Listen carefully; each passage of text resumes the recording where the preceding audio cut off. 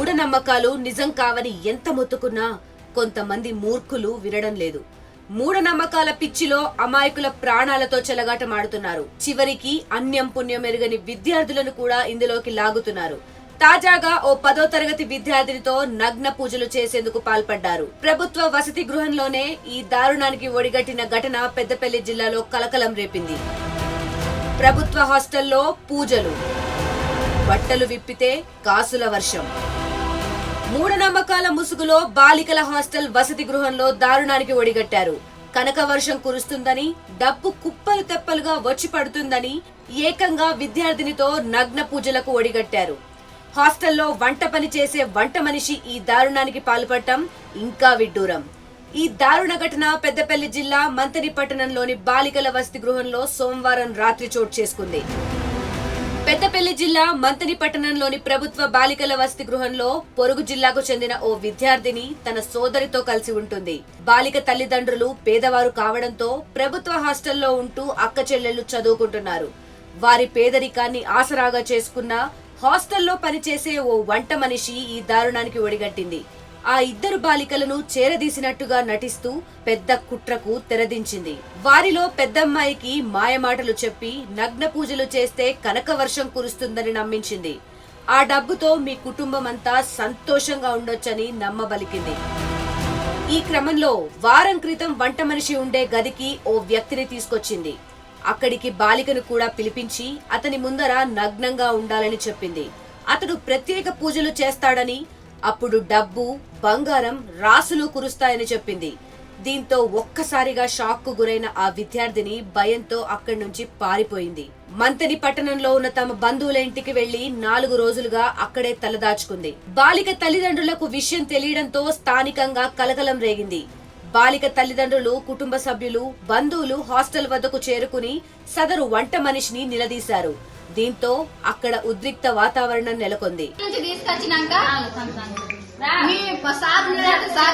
పిన్ని వచ్చింది, వాళ్ళ పిన్ని కలుతానికి వచ్చింది. రండి సార్ చూసారు, మన పంపి అన్నాడంటే పంపించిందట సార్. పంపితే ఇక్కడ లేదు, హాస్టల్ కి వచ్చిందని అంటే హాస్టల్ తీసుకొచ్చిందట. హాస్టల్ తీసుకొస్తే చూసిందట, అమ్మమ్మ ఏది మా పిన్ని రాలేదంటే లోపలికి మీ పిన్ని రాలే, ఎవరు రాలే అన్నట్టు లోపలి తీసుకెళ్ళిందట.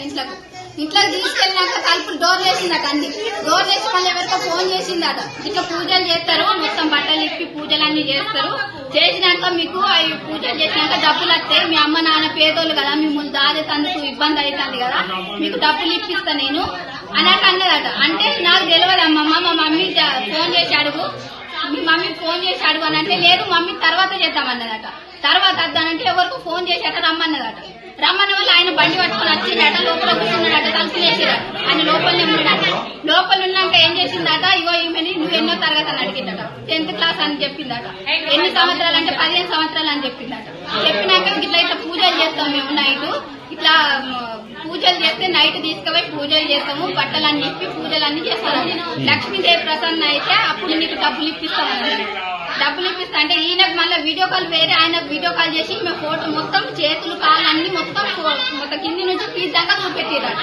చూపెట్టి సరే అమ్మ ఇప్పుడు నేను మళ్ళీ చెప్పేది ఉంటే మళ్ళీ చెప్తా నేను నువ్వు అనట. ఆమెనట అప్పుడు బయటికి పో అనట. స్కూల్ పంపించారట. ఆయన బయటికి వెళ్ళిపోయినట. ఒకట్లు చేసిరట. ఈమెను అడిగితే ఎందుకు అమ్మమ్మ అంటే లేదు పూజలు చేస్తారట నైట్, ఆ పూజలు చేస్తే డబ్బులు వస్తాయి, మీ అమ్మ పేదవాళ్ళు కదా డబ్బులు వస్తాయి అన్నట చెప్పిరట. సమాచారం అందుకున్న పోలీసులు కూడా హాస్టల్ వద్దకు చేరుకున్నారు. పరిస్థితిని సర్దుమణిగేలా చర్యలు చేపట్టారు. బాలికను ప్రలోభ పెట్టిన మహిళను అదుపులోకి తీసుకుని పోలీస్ స్టేషన్ కు తరలించారు. విద్యార్థిని తల్లిదండ్రులు ఫిర్యాదు చేయడంతో పోక్సో కేసు నమోదు చేసినట్లు తెలిపారు. అసలు హాస్టల్లో జరిగింది చూస్తే పూజల కోసం విద్యార్థిని తీసుకొచ్చినట్లు కనిపించడం లేదు. అక్కడికి వచ్చిన వ్యక్తి ఎవరు, విద్యార్థిని నగ్నంగా వీడియో కాల్లో ఎవరికి చూపించారు అన్నది భయాందోళనకు గురిచేస్తోంది. అమ్మాయిలను తీసుకెళ్లే ముఠా పనేనన్న అనుమానం కలుగుతోంది. దీనిపై పోలీసులు లోతుగా దర్యాప్తు జరిపి మళ్లీ ఇలాంటి ఘటన జరగకముందే కఠిన చర్యలు తీసుకోవాలని కోరుతున్నాం. మరిన్ని వీడియోస్ కోసం ఛానల్ ని సబ్స్క్రైబ్ చేయండి. లేటెస్ట్ అప్డేట్స్ కోసం వాట్సాప్ ఛానల్ ని ఫాలో అవ్వండి. ఆ లింక్ డిస్క్రిప్షన్ లో ఉంది.